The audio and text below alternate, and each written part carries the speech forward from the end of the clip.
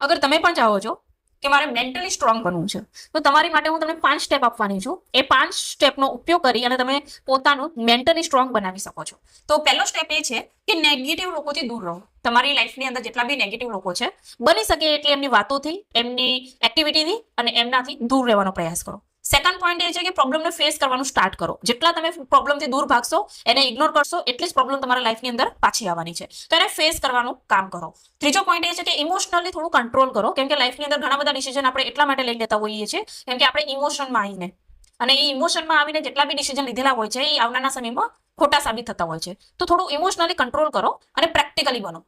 ચોથો પોઈન્ટ એ છે કે સેલ્ફ ટેક પોઝિટિવ રાખો.